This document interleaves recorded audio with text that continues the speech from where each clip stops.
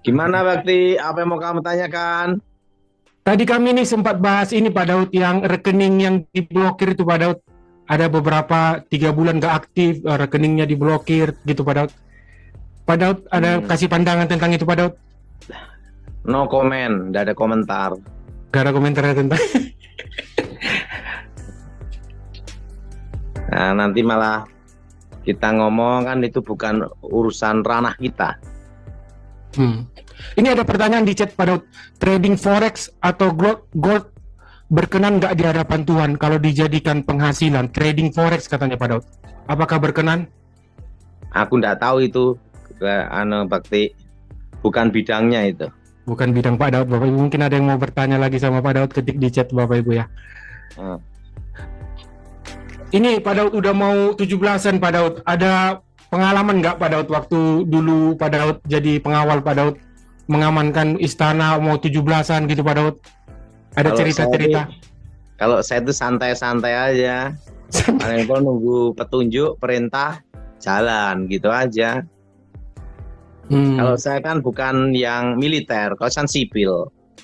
Jadi kalau mau upacara gitu Pak Daud di istana, Pak Daud nggak harus datang duluan Pak Daud? Tidak, saya tidak pernah datang. Kan saya kan bukan PNS dan juga bukan militer. Ya tapi kan pembuka jalur, apakah aman gak ada serangan sniper gitu Pak Daud? Oh, kalau itu saya biasanya ada tugas untuk keliling di apa tuh pakai mobil sama kawan saya untuk pengecekan aja. Namanya Kusnanto ya, biasanya ngecek-ngecek aja. Tapi itu pun belum tentu sebulan sekali. Hmm. Oh, pengecekan pakai mobil ya? Iya, pakai mobil, kadang jalan kaki gitu. Oh ya Pak Daud. Kalau saya kan bagian penggembira aja. Gembira, tapi kan pasukan khusus Pak Daud. Pengamanan Ya, presiden. aman-aman aja, biasa aja. Pak Daud, ada nggak pengalaman yang belum Pak Daud ceritakan Pak Daud? Soalnya cerita-cerita Pak Daud itu selalu viral di YouTube Pak Daud. Orang menunggu, apalagi cerita-cerita pengalaman Pak Daud itu orang, saya lihat di media sosial banyak yang suka Pak Daud menunggu-nunggu cerita pengalaman Pak Daud. Ada satu pengalaman dengan kawan saya ya, Ya, gimana yang ceritanya nggak Pak Daud? bisa saya lupakan seumur hidup ya. Ya Pak Daud. Memang dia betul-betul seorang prajurit komando ya. Hmm. Siapa namanya Pak Daud? Bisa diceritakan Pak Daud gimana? Nggak boleh nyebut namanya ya. Oh, oke. Waktu itu dia pernah jadi tim khusus. Nah, kebetulan saya dulu adalah anggota tim khusus ya, Yes. dari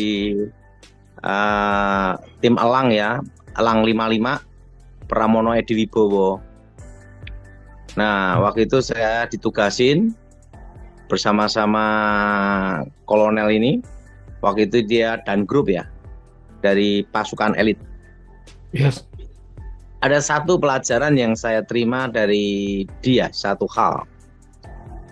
Apa itu Pak Daud? Orang yang takut mati itu cepat mati. Orang yang berani mati tidak mati-mati gitu loh. Oh, gimana ceritanya Pak Dia, Daud? dia cerita sama saya lulus dari Akabri, Akmil ya. Akmil? Dia itu cita-citanya adalah untuk menjadi prajurit komando tempur karena dia itu dari Sandi Yuda Ya. dan selalu tugas di jadi ujung tombakannya sebagai Sandi Yuda.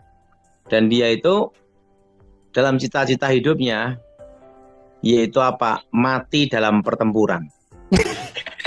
Ada orang cita-citanya mati Pak Daud. Mati, Enggak, biar dikenang dia sebagai ingin pahlawan gitu Pak Daud ya. mati sebagai pahlawan dan ada dalam pertempuran. Wow, terlalu mulia cita-cita. Itu benar-benar terjadi. Itu dia dikirim ke Timor Leste, cerita sama saya waktu itu. Adu tembakan, waduh tembakan perang, aman, lolos dia adu tembakan. Sampai dikirim ke Aceh, sampai berbagai tempat ya. Dia betul-betul seorang prajurit komando yang lebih baik pulang nama daripada gagal dalam tugas. Wih, Ngeri. Orangnya masih hidup sampai sekarang Pak Daud? Nanti dulu, cerita dulu. Cerita. Seru nih.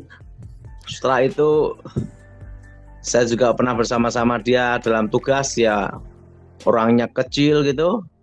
Orangnya kecil tapi kalau ngomong padat gini-gini. Waduh. Nah, waktu itu ketemu saya pangkatnya kolonel. Dan itu dia pasukan senyap kan tuh di timnya dia. Pasukan senyap. Sampai dia jadi danrem pun di Aceh. Dan begitu ada apa kegerakan apapun, dia maju jadi ujung tombak. Bayangin itu kolonel. Biasanya kolonel dari belakang layar disuruh anak buah ya Pak Daud. Dia di depan ya? Biasanya Danki, Danton yang akan maju untuk berperang, bertempur atau menjadi pelindung atau benteng kan.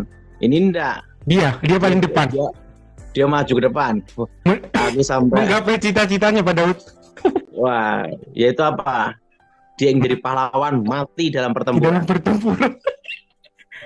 Itu tidak bisa saya lupa kalau dia ngomong itu sama saya. Orang hebat bener-bener Sandi Yuda, betul-betul prajurit komando, dan saya acungi jempol, dia patriotik prajurit sejati. Bayangin, dari lulus AKB Akmil, dia cita-cita seperti itu dan hidup dalam pertempuran. Tidak mati-mati, bayangan. Suatu kali dia sakit sesek, meninggal. Berarti udah meninggal sekarang Pak Daud? Sudah, meninggalnya sakit sesek. Di pertempuran ya nggak mati-mati, udah ada senjata Pak Daud ya. Tiba-tiba hanya karena sesak ya. Iya, dia dari wing terjun lah, apa yang terjun payung, apalah itu udah dia lewati semua tuh, para komando itu namanya.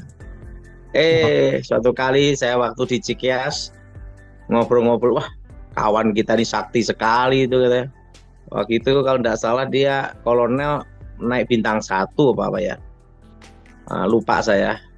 Begitu dapat berita, aduh kawan kita meninggal. Wah, dikira kita berpikir mati dalam pertempuran kan. Wah, gagal cita-citanya Pak Daud ya. Nggak tahunya dia sakit sesek meninggal. Ada. Nggak ada yang tahu umur manusia itu. Kawan-kawan tim saya di Cikias waktu itu ngomong, akhirnya kawan kita meninggal bener. Aduh. Wah, ini makanya saya belajar satu hal, yang berani mati tidak mati-mati, yang takut mati duluan kan gitu. Tapi itu kayaknya ada ayatnya di Alkitab ya Pak Daud ya, yang takut mati malah mati Pak Daud. Iya, jadi saya lihat sendiri itu seorang prajurit komando ya dalam dirinya gitu loh. Bagaimana Bakti? Ini hal baru Pak Daud yang belum pernah diceritakan di YouTube lain, mungkin ya, ini cerita juga luar biasa. Ada salah satu cerita ya, ini kisah nyata ya. Waktu itu kalau diperhatiin ya, pasukan khusus Indonesia, terutama Kopassus ya, itu saya lihat sendiri hebat. Jadi pada waktu itu Pramono Edi Wibowo sebagai Danjen Kopassus Nenggala 1 waktu itu mau mengunjungi orang tua saya kandung, karena kan saya kan ikut beliau sejak 2004 ya. Jadi dia ingin ketemu orang tua saya, namanya ya sowan lah gitu. Ya Pak, datang ke Solo. Ke Solo kan. Apa yang terjadi? Saya masih ingat itu.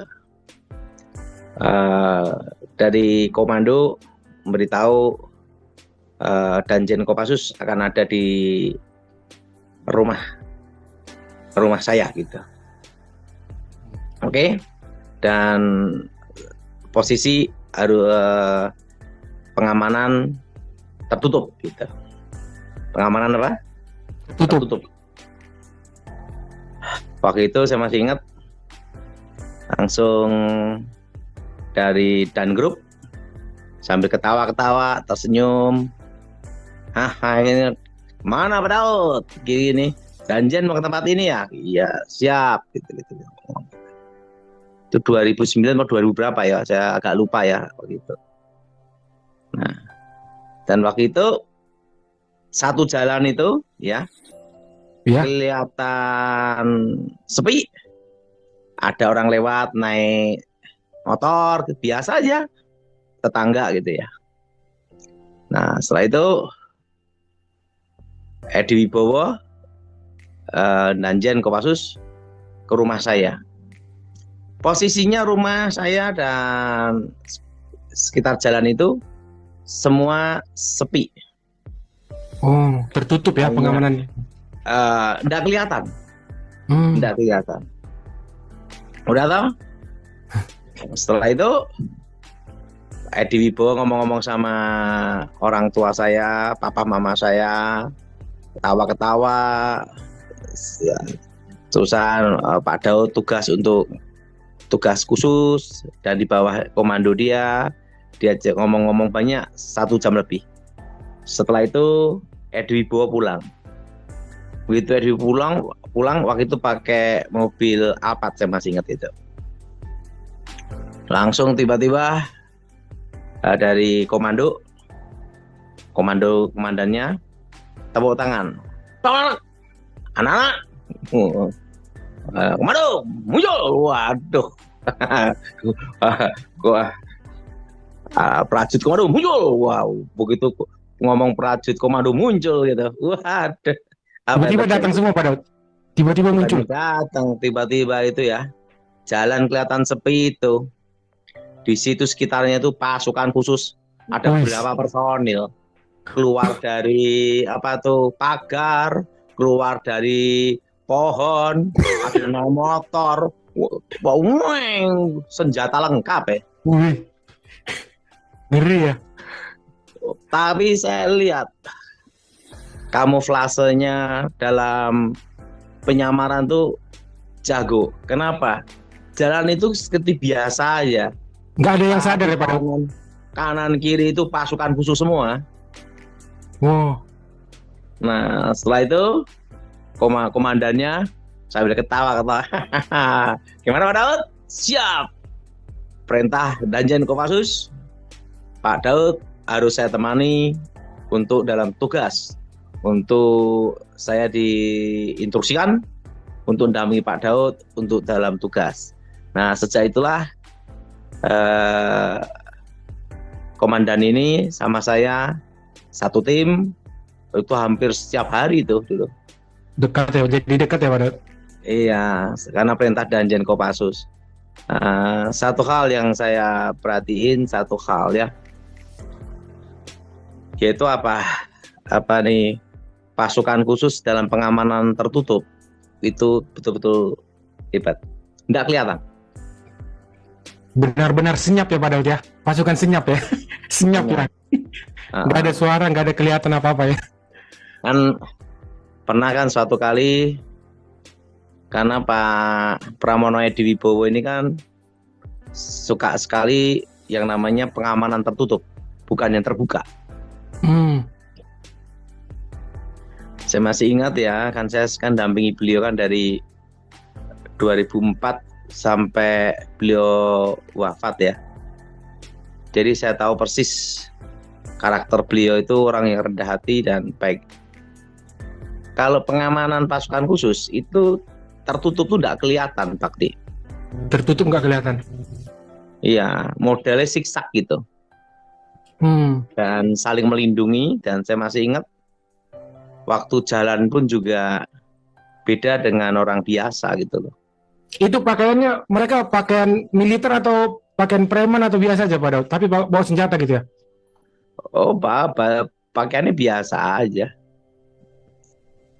Pakaiannya biasa aja. Jadi pada waktu saya jalan sama Pramono Edi Wibowo, itu nggak kelihatan. Kalau mereka di sekitar Edi Wibowo, itu mereka itu kira-kira jarak 50 meter, 25 meter, 10 meter model siksa. Saya masih ingat itu. Nanti yang di depan itu sudah saling hubungin, tidak kelihatan. Beliau itu tidak kelihatan dikawal. Jadi Pak Edi masuk ke rumah Pak Daud, berapa orang Pak Daud, Pak Edinya? Berapa orang masuk? Dulu ke rumah saya dulu ya Pak Edi Wibowo sama istrinya aja. Cuman 2 itu ya, tapi di belakang rame pada pasukan senyap. Pasukan senyap nggak kelihatan kayak ada pasukan. Itu pengalaman saya dengan pasukan elit ya. Memang dalam tugas itu kan saya lihat, saya kan kumpul sama mereka sudah 10 tahun. Saya lihat ada yang menyamar seperti tukang rumput, motong-motong rumput. Wah, tapi jangan coba-coba berbuat jahat di situ. Kenapa? Ahli lempar pisau sama lempar kampak. Walaupun kalian nggak bawa pistol, tapi ada alat yang lain yang dikuasainya gitu Pak Daud ya? Wah, jago-jago. Jago-jago. Waktu dalam tim khusus ada demolisis ya, yang ahli bom penghancur ya. Ahli bom ya. Wah, itu. Sniper ada nggak Pak Daud? Sniper gitu kayak pilih-pilih buat jarak jauh. Kawan saya sniper itu kan sekarang dampingi Dokter Terawan ya. Namanya Ubay, itu sniper itu. Dia latar belakangnya dari Gultor 181 Gultor ya, anti teror ya, itu dia sniper, itu terbaik juga. Itu kawan saya udah lama itu. Sekarang dampingi Dokter Terawan dia. Dokter Terawan. Oh.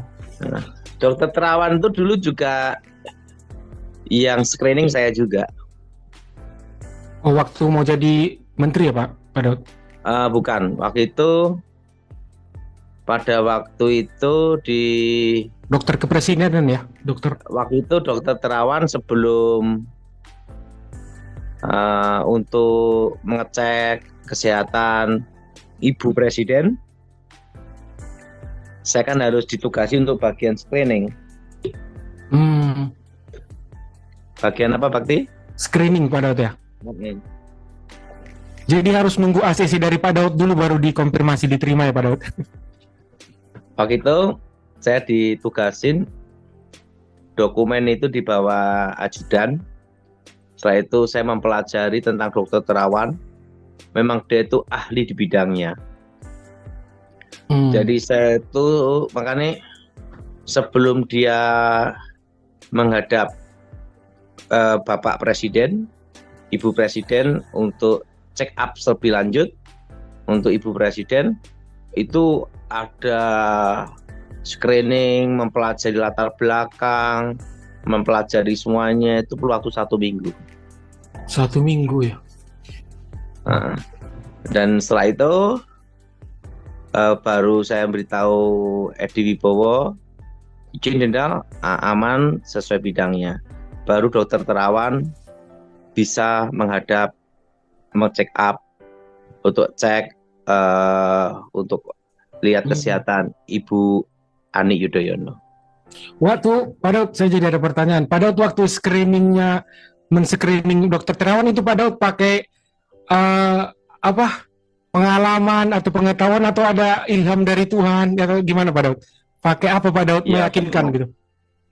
Pertama ya ilham dari Tuhan.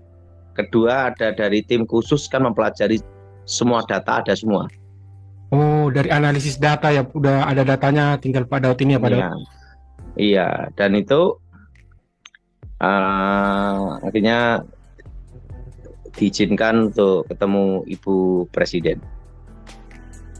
Yes. Itu makanya Dokter Terawan sama saya itu baik sekali.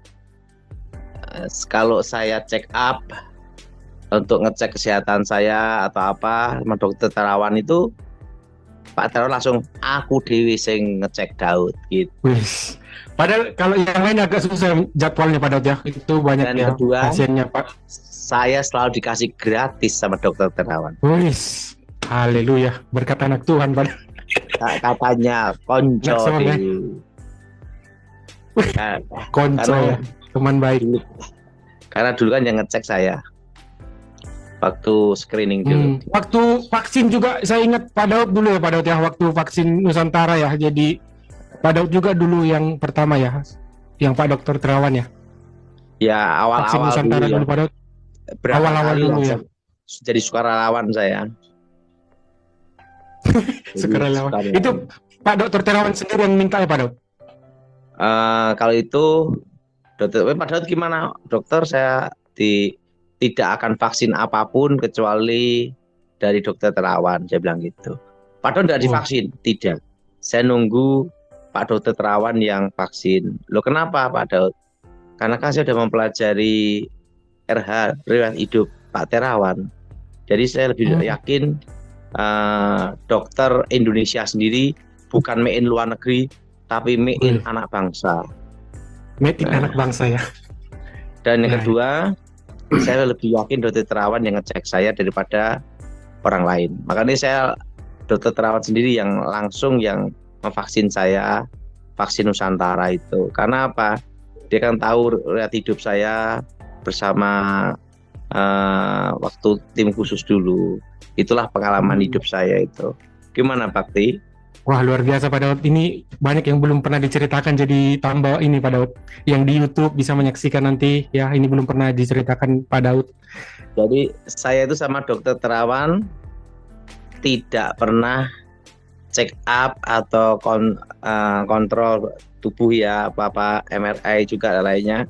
Saya itu tidak pernah bayar, gratis. Haleluya. Karena konco ya. Karena temen udah lama ya. Teman baik ya. Ya berapa tahun lah. Tapi kan saya punya pengalaman ngecek dia waktu itu. Yes. Memang dokter Terawan itu yang terbaik. Untuk masalah DSA, masalah tentang apa nih, yang nyuci untuk otak ya. Banyak ini juga ya yang nyuci otak itu Pak Daud ya. Yang apa nih lemak-lemak, kolesterol apa gitu di DSA itu memang terbukti ya, itu memang ahlinya dokter Terawan ya. Belum ada yang di Indonesia yang dia ya. Sehebat dia, belum ada ya. Makanya untuk DSA ya, bukan bidang lain ya. Yes. Kalau bidang lain kan masih banyak yang lain. Sesuai bidangnya kan ya. Ya betul Pak. Untuk DSA, untuk brainwash, cuci otak, apa semuanya, untuk saraf, untuk kepala atas itu, stroke terutama ya, yang paling jago ya di Indonesia Pak Terawan ya. Banyak juga yang bersaksi Pak Daud. Banyak